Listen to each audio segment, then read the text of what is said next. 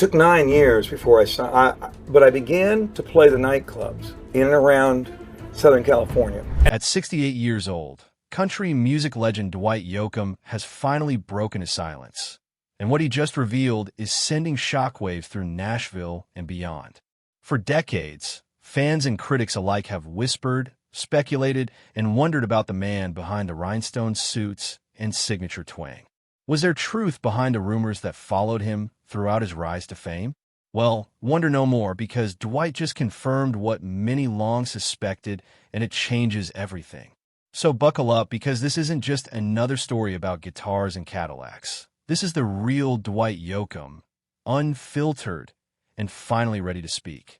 Path to stardom before Dwight Yoakam became a household name in country music. His path to stardom was marked by raw determination, countless rejections, and late nights in smoky barrooms. In the late 1970s and early 1980s, he began performing in small venues around Southern California, a place not known at the time for embracing the twang of traditional country music. Yet Dwight's brand of hillbilly honky-tonk stood in stark contrast to the polished, pop-oriented country dominating Nashville. He refused to conform to the urban cowboy trend of the era, instead leaning into the gritty sounds of Bakersfield and rockabilly influences. This commitment to authenticity made it difficult for him to find gigs at first, but it also set him apart from the crowd.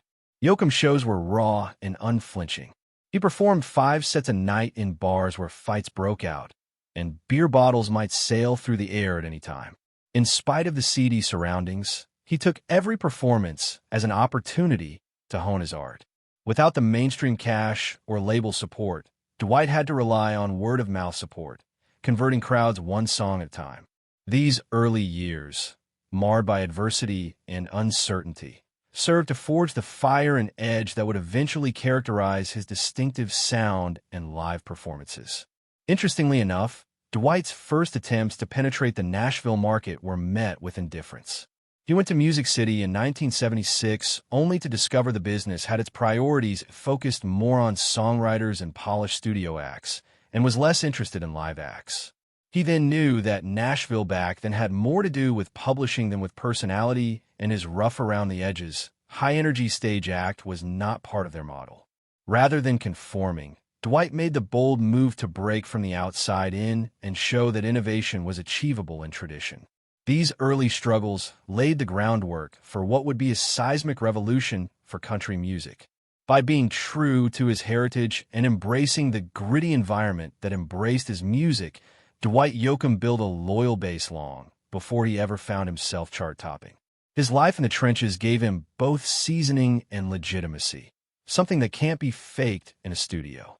When he finally came out with Guitars, Cadillacs, it wasn't a hit song.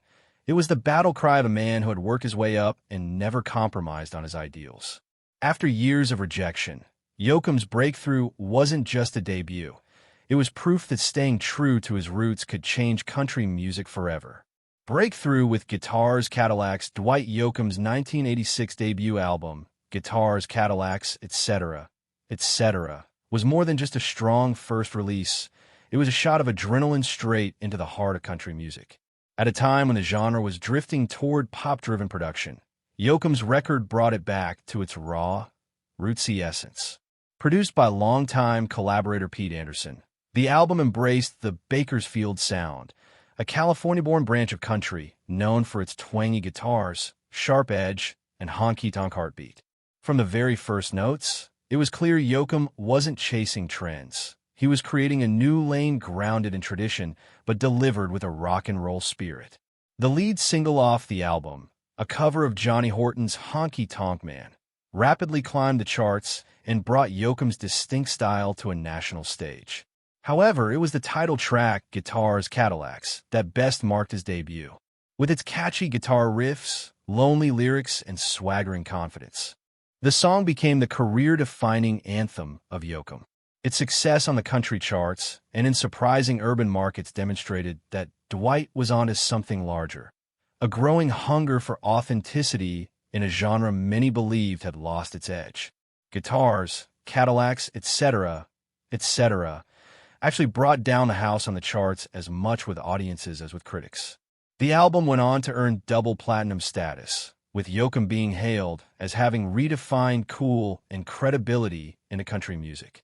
Other artists are then set apart from him by a synthesis of die-hard songwriting and showmanship and a respect for the heroes of the genre.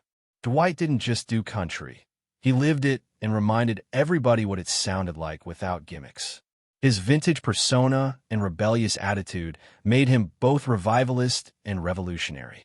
Guitar's Cadillacs became the official launching pad for Dwight Yoakam as a force in country music and instantly changed the course of his career. He no longer played dive bars and rock clubs in Los Angeles, but sold out venues around the country. More importantly, he proved to the industry and to Nashville that there was still room for risk-takers with delusions of grandeur. Pioneer that this new idea was the launch pad for a career extending over the decades and influencing hundreds of artists to settle into a permanent spot in the history of country music. Beck and the Unexpected Evolution Beck and the Unexpected Evolution Dwight Yoakam's collaboration with alternative rock icon Beck marked a surprising and transformative chapter in his career. Known for blending genres and defying convention, Beck brought a fresh, experimental approach to Yoakam's traditionalist roots. Their creative partnership began during the production of Yoakam's 2012 album 3 Pairs, where Beck co-produced 2 tracks. This unlikely pairing bridged generational and stylistic gaps, proving that country music could evolve without losing its soul. Beck's influence encouraged Yoakam to embrace a more freewheeling studio process, blending raw honesty with sonic innovation. One of the most pivotal moments in their collaboration came during the recording of A Heart Like Mine. Yoakam had laid down a scratch track with electric guitar, an instrument he typically didn't take the lead on, and Beck insisted he keep the take. This moment symbolized a shift in Yoakam's creative mindset. He let go of perfectionism and leaned into authenticity, capturing the emotional immediacy that had defined his early work. Beck's guidance helped Yoakam rediscover the artistic freedom he had first felt as a teenager performing live, adding a layer of vulnerability and excitement to his newer material. The partnership also brought Yoakam a new audience, indie and alt-rock fans who might not have otherwise heard his music. Beck's experimental nature complemented surprisingly well with Yoakam's Bakersfield twang, creating a sound that was both classic and modern. Tracks such as Take Hold of My Hand and Rock It All Away showed the depth of this cross-pollination, where pedal steel guitars spun around layered vocal harmonies and creative rhythms. For Yoakam, the collaboration wasn't about following trends. It was about challenging creative boundaries while remaining grounded in emotional truth. Aside from the music, the Beck collaboration also marked a larger shift in Yoakam's artistry. It reminded listeners and critics alike that he was more than a country traditionalist, but a genre-bending artist willing to take risks. What they did together proved that development doesn't necessarily equate to reinvention, but can also mean stripping away the layers to rediscover something fundamental. Beck might have been a surprising partner, but his presence revitalized Yoakam's appetite for experimentation and solidified his position as one of the boldest voices in American music. Most of all, the Beck partnership confirmed for Yoakam that creative development has to emerge from a sense of personal honesty and not commercial calculation. Rather than attempting to fit the bill of industry norms or radio popularity, Yoakam went for a more intuitive, emotion-driven approach, leaving things up to his instincts and the immediacy of the moment. This transition paved the way for greater self-expression in both his production and songwriting, reminding him that vulnerability and improvisation can be stronger than sheen. In retrospect, working with Beck wasn't a creative sidestep. It was a reclaiming of artistic liberty that still resonates in his music today. From stage to screen, while Dwight Yoakam first rose to fame as a country music trailblazer, his talents were never confined to the stage alone. Early in his career, Yoakam dabbled in acting through school plays and community theater, discovering a knack for holding an audience's attention. This early exposure to performance beyond music sparked an interest that would eventually lead him to Hollywood. Although his focus remained on music during the peak of his recording success, Yoakam always harbored a desire to expand his storytelling through film and television, seeking roles that resonated with his artistic sensibilities. Yoakam's breakout acting role came in 1996 when he played the abusive Doyle Hargraves in Billy Bob Thornton's critically acclaimed film Sling Blade. Acting the dark, emotionally charged performance stunned audiences and critics alike, showcasing a side of Yoakam that few had seen before. His raw portrayal earned him widespread praise and helped establish him as a serious actor, not just a musician dabbling in film. The success of Sling Blade opened doors for Yoakam in the acting world, where his understated yet intense style brought authenticity to every character he portrayed. Through the years, Yoakam accumulated a fantastic resume, appearing in a variety of roles in movies like Panic Room, The Newton Boys, and Crank. He also made memorable TV guest appearances on Under the Dome and Wilfred, among others, showing his versatility. Yoakam tended to be drawn to complicated, quirky characters, roles that enabled him to access the same emotional truth that drove his music. His acting had a low-key intensity, typically based in the same gritty storytelling that underlay his songwriting, which made him a natural for dramatic and character-based stories. Acting not only widened Yoakam's artistic vision, but also grounded him deeper in fans. To others, it was a surprise to see the country superstar portray characters so far removed from his stage/mic persona, either on tour with an acoustic guitar or in front of a movie camera. However, Yoakam was a storyteller, a keeper true to candor, exposure, and emotional truth. His move from stage to screen was not a sidestep. It was an extension of the same creative endeavor that made him a cultural icon, proving that genuine talent has no genre or medium. This easy transition into acting also created a vehicle for Yoakam to explore new modes of artistic expression that complemented his music rather than competing with it. He often approached film parts in the same gut-level storytelling way he wrote songs, creating characters from the inside out, from what motivated them, what hurt them, and what made them human. In interviews, he's spoken about how each of the crafts has the same rhythm, a tempo of emotional beats that, when performed truthfully, ring powerfully with an audience. Whether portraying a villain, a drifter, or a wise outsider, Yoakam brought his lived-in authenticity to film, and every performance seemed rooted and unforgettable.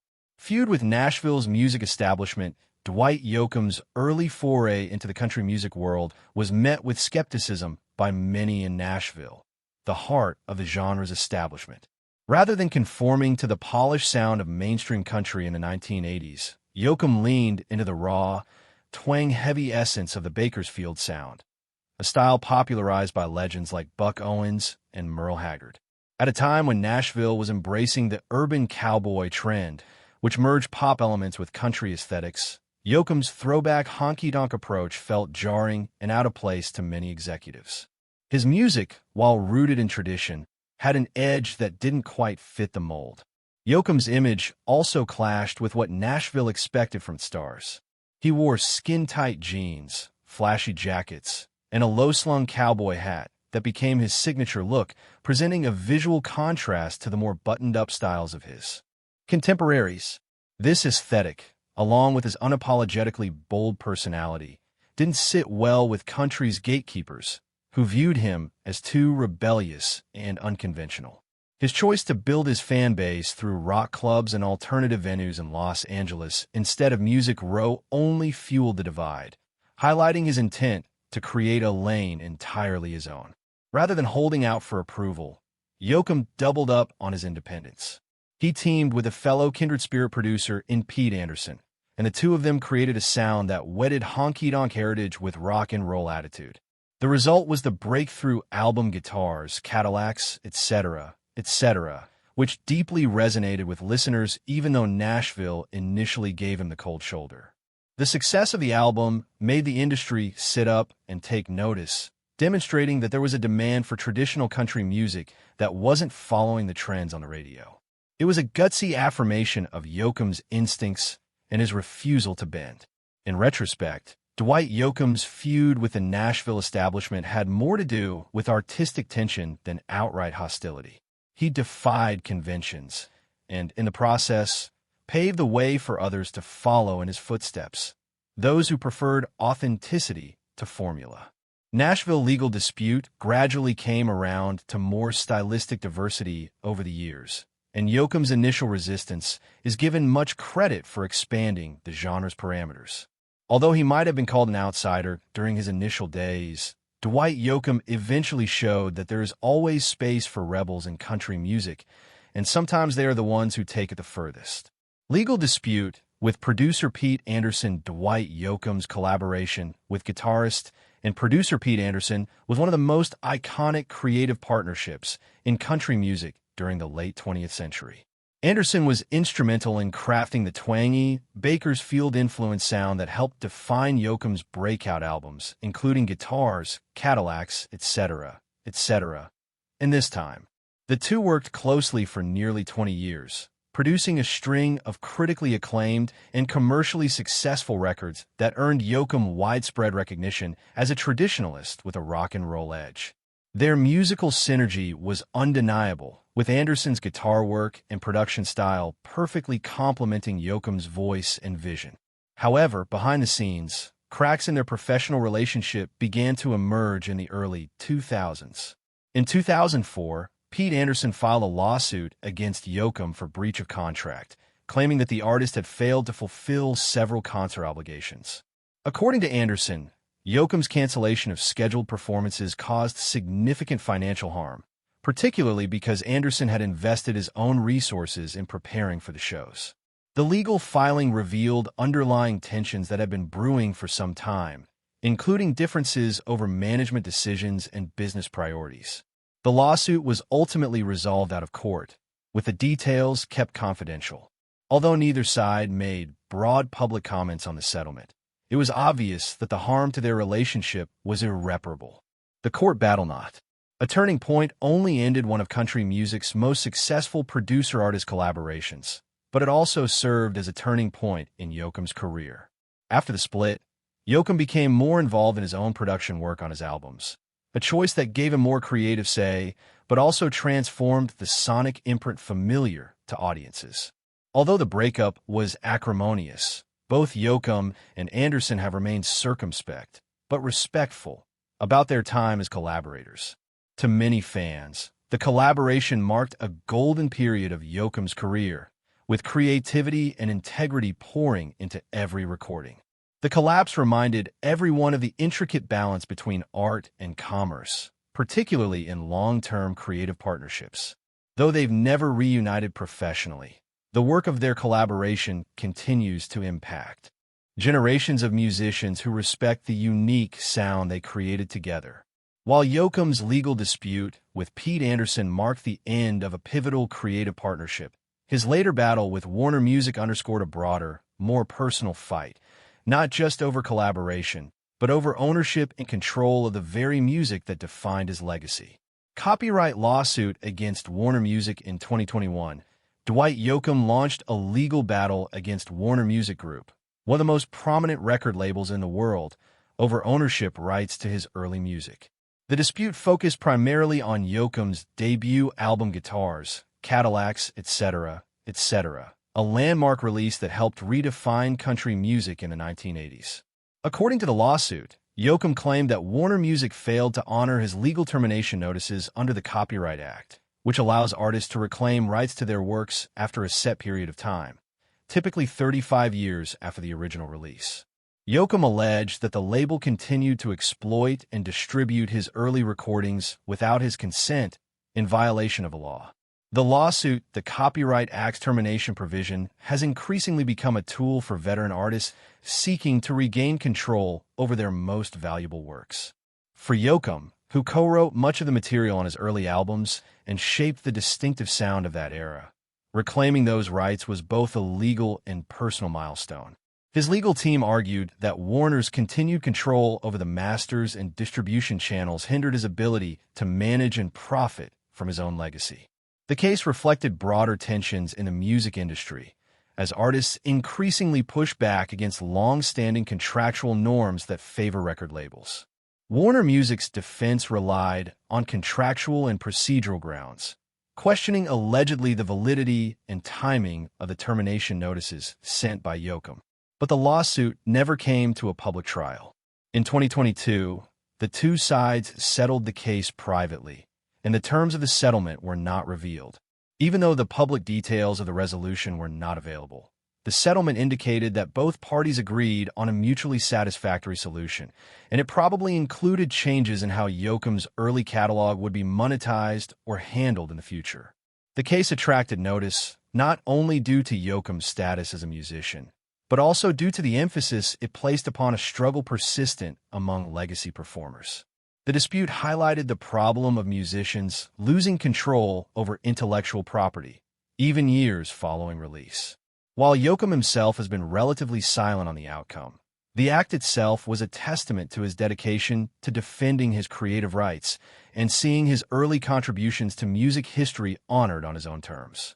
It also became a cautionary tale and possible inspiration for other artists who must navigate the convoluted nexus of copyright law and corporate music ownership. Controversial film, South of Heaven, West of Hell, Dwight Yoakam's leap into filmmaking with the 2000 Western drama South of Heaven, West of Hell was one of the most ambitious and ultimately controversial ventures of his career. Yoakam didn't just star in the film. He also wrote, directed, co-produced, and scored the soundtrack, taking full creative control over the project. The film, which aimed to blend gritty Western aesthetics with psychological depth, featured an ensemble cast, including Vince Vaughn, Bridget Fonda, and Billy Bob Thornton. Despite its star power and Yoakam's passion for the material, the film struggled to find critical or commercial success. Upon its release, South of Heaven, West of Hell was widely panned by critics, who described the film as disjointed, self-indulgent, and overly ambitious. Its confusing plot and uneven pacing led to poor reviews, and the movie failed to gain traction at the box office or through limited home video distribution. Critics noted that while Yoakam's intentions may have been artistically driven, his inexperience as a director contributed to the film's shortcomings. What was meant to be a bold crossover into Hollywood instead became a cautionary tale of how creative overreach can backfire. Financially, the movie was a big drain on Yoakam. After major investors dropped out in production, Yoakam was reportedly personally funding a large part of the film, using personal money and even going into debt to complete the film. The financial stress not only placed a burden on his own finances, but also generated increased tensions with veteran associates, such as members of his band and business organization.